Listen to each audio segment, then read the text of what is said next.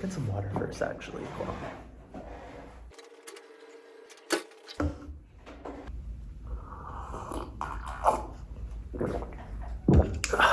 Okay, hello. If you're new here, my name is Harry. I attend the University of Georgia. And if you haven't noticed, or if you know me for some reason, you know that I've traveled a lot recently. I've done a bunch of trips this year and then the past few years as well, but I'm gonna focus mainly on these trips because a lot of you have had questions about where am I going, how am I getting there, and all that stuff. So if you didn't know, my old Instagram account actually got permanently disabled. I got accused of something I didn't do.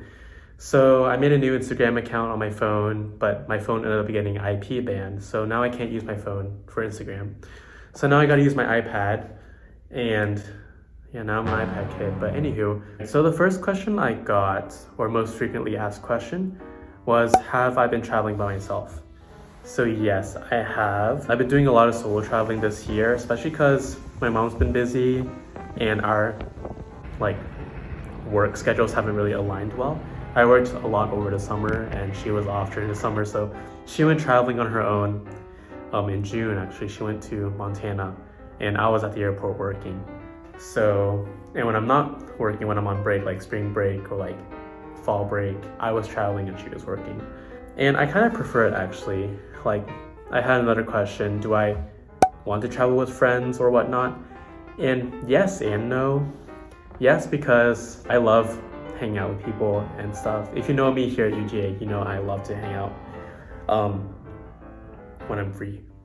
But another thing is not really. Just because of flexibility, I know some people are more like, oh, I want to sleep early so I can get an early start tomorrow. I like to stay up all night and then wake up early morning. I'm fine with not having enough sleep because I was used to it in high school. So I like the flexibility of traveling on your own and stuff. Plus to be conscious of other people's budget, where they want to go and all that stuff. As a solo traveler, you're more able to manage where you want to go and what things you want to do. I think I'm not completely against traveling as a group or with friends, just because you only live once. And so I highly recommend, I might even plan a friend trip, but highly recommend, doing some trips with these friends or people you know now, because you're never gonna know when you're gonna see them again, or if there is, something in the future that might not let you enjoy quality time with your friends. Another big question I got was, how do I afford these trips? I'm not rich by any means, but I did work a lot in the summer if you didn't know, I worked as a gate agent over the summer. And another question pertaining to that, no, I did not get travel benefits with my airline, but I afforded these trips by working a lot during the summer.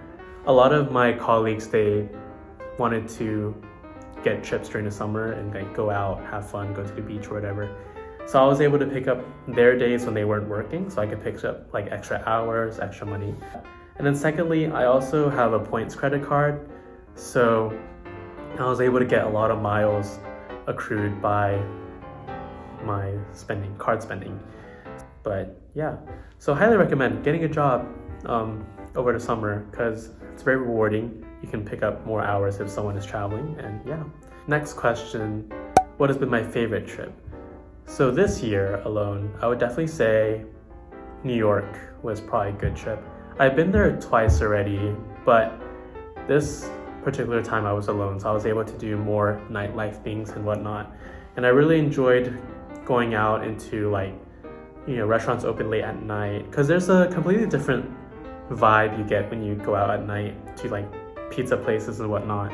Plus New York has a huge diverse network of people, cultures, cuisines and all that. So I really enjoyed it, Another trip I really enjoyed though this year was going to Hawaii. I went back in April and I loved it. There was so much to do over there. There's such a huge spectrum of what you can do in Hawaii. There's mountains for hiking, the beach for sailing,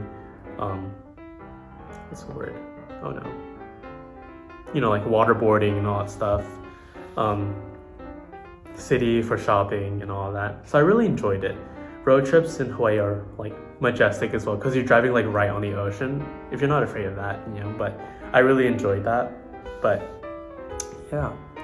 Another question I got was, did I hike alone on my Oregon trip? So you guys saw on my Instagram post that I posted some hiking photos of me like in the mountains or like by the ocean. And you probably saw in my previous vlogs too. But I did not hike alone. That's very dangerous and highly would not recommend because anything can happen during those trips too, especially if you're alone. I don't want to get lost and then no one hears from me for like 2 weeks and they find my body. Sorry, that was morbid. But I went with a tour group. So it was about 7 or 8 of us total. And we all took a day trip out into the mountains and stuff. And that's much safer. And of course they're strangers, but you get to know these people and you realize they're also solo trippers like you. And they're just trying to have just as much fun, take pictures and whatnot, because also you only live once. So it's always good to make connections, make some friends along the way. And I really enjoyed hanging out with these people too, because I'm a very social person. So I really enjoyed it. I loved getting to know these people, their backgrounds, where they're coming from. And yeah, so highly recommend. I don't think I answered the specific question when I was talking about like, how did I afford the trips? But there's also the factor of like booking your hotels and trying to find ways to travel. So when you're flying, you can actually fly on your own starting at 16 in the US at least, as long as you have like an ID or license. But you also got to be careful of what hotels you book and whatnot, because if you didn't know, a lot of hotels here, they require you to be 21 years old to book. But there are some exceptions like with Hilton and Marriott, and also some European brands here in the US that actually allow you to book at 18. So that's how I've been able to stay in like New York, Portland, Oregon, Hawaii on my own, because I've been finding hotels that allow me to stay at 18.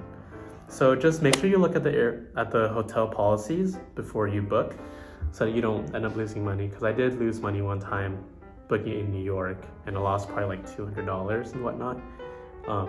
But yeah, so make sure you're looking at hotel policies and also making sure you have an ID or license when you're flying.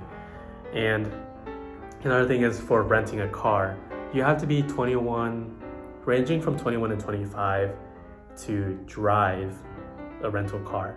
So where I've been going, luckily, there's been public transport.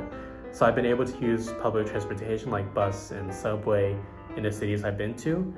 But in places less accessible like Nashville or Charlotte, highly recommend bringing your own car if you can, like doing a road trip.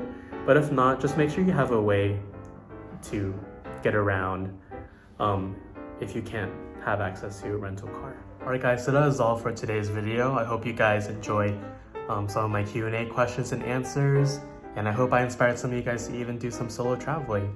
But if you guys have any other questions or concerns, you're welcome to leave a comment in this video down below, or you can DM me on my Instagram if you have it already, but it'll also be tagged down below.